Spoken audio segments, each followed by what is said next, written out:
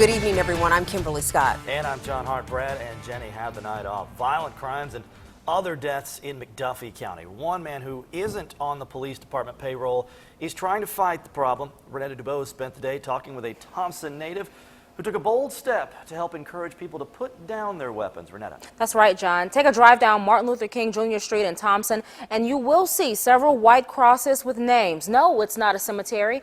It's the site of the old Pine Street School, which stands in a neighborhood where people are dying all the time. And all this happened like within a 3, 4, 5 month period. You know, all these deaths, you know, that was gun related. Taisha, Brian, and especially Feli are all gun violence victims Candido Wilson once knew. Me and his father, we actually grew up in this neighborhood and we used to fight all the time. And as I kept coming back to Thompson, Feli had befriended my daughter.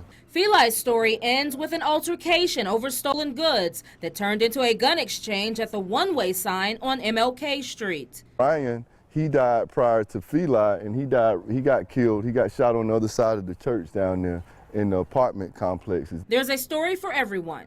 Taisha, she's actually my cousin's daughter. Wilson handcrafts the crosses, paints them, adds a name, and places them in front of McDuffie Achievement Center, where at one time the very thing that killed the victims was prohibited. We got a couple black people that got shot and killed by white people, but the majority of these deaths happened by other black individuals, and that's just crazy. Wilson says there's white-on-white violence, too, but it doesn't outnumber black-on-black crime. He says young people pick up guns instead of enjoying recess at the lone playground closed for Head Start students. Old clubs where majority of the shootings happened in the 80s and 90s are still there, along with abandoned buildings. It all starts at home. You know, if they ain't been raised right and they ain't got, you know, the things that I was raised with, morals and stuff like that, it's just they lost respect for the community. Kids with guns. A Facebook Live post about the problem reached Thompson's police chief. Once the public says we've had enough, I think we can curb it or maybe even stop it.